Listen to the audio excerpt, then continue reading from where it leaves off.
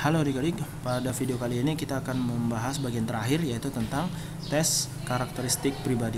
Namun sebelum itu perlu diingatkan bahwa soal yang akan kita kerjakan berjumlah 100 soal dan waktunya hanya 90 menit. Maka kita harus pintar-pintar membagi waktu antara TWK, TIU, dan TKP. Dari ketiga bagian itu, bagian TKP adalah bagian yang termudah. Namun agar kita memenuhi passing grade, harus ada pembagian antara ketiganya.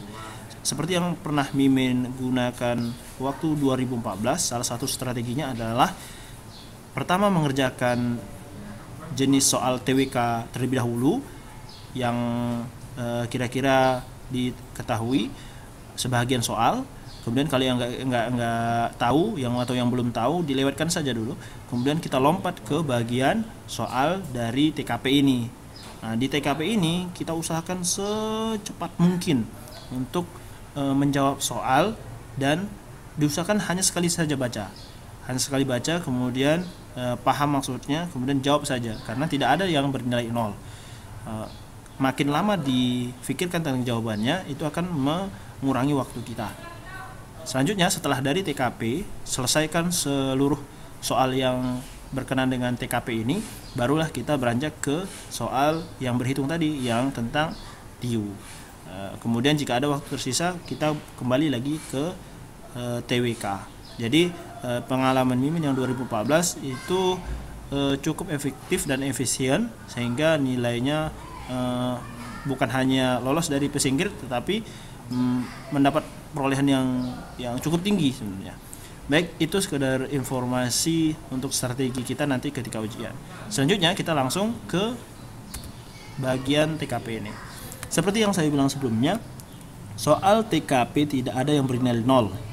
Jadi semuanya ada nilainya, rentang antara nilai 1 sampai nilai 5. Untuk mencapai nilai 5, kita harus seidealis mungkin. Artinya, harus seidealis mungkin itu memilih jawaban yang paling tepat di antara yang tepat. Contoh tentang integritas diri. Ya, contoh tentang integritas diri adalah jujur dan berkarakter kuat. Misal contoh 1. Joko, teman karib Anda, melakukan kecurangan absensi. Anda akan, kalau seseorang melakukan kecurangan absensi, ya, poin E menanyakan kepadanya apa alasan ini benar. Kalau yang A ini jauh dari benar, namun ada nilainya. Kalau yang B ini juga jauh dari benar, namun ada nilainya. Yang hampir-hampir mirip adalah, maksudnya yang hampir-hampir tepat adalah C, D, dan E. Namun dari ketiganya ini, yang paling tepat di antara ketiga ini adalah bagian C. Karena kalau D ini melanggar atau mengurangi nilai kemanusiaan, sedangkan yang E ini tidak perlu dipertanyakan karena sudah jelas melanggar kecurangan absensi. Selanjutnya kita lihat contoh yang lain. Nah, bekerja mandiri dan tuntas.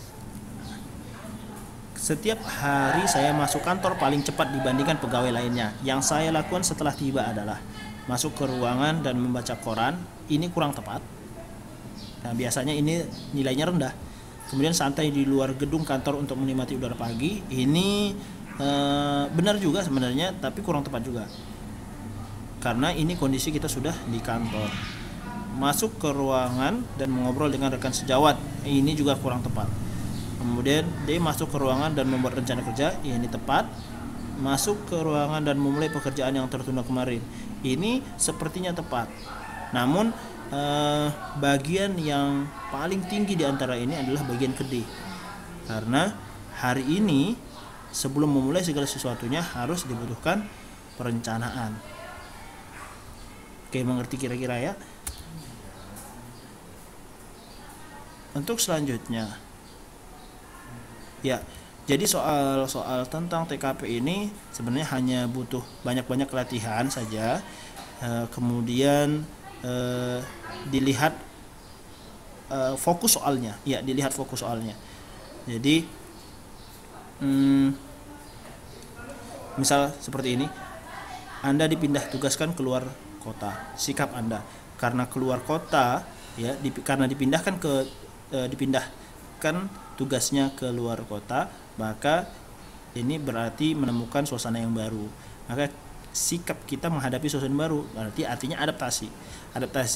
Kalau menolak, ini kurang tepat. Menerima tugas dan mempersiapkan lingkungan baru, ini tepat. Kemudian protes kepada atasan, ini juga kurang tepat. Meminta waktu untuk berpikir, ini terbilang tepat. Kemudian mengundurkan diri dari pekerjaan, ini kurang tepat sama sekali.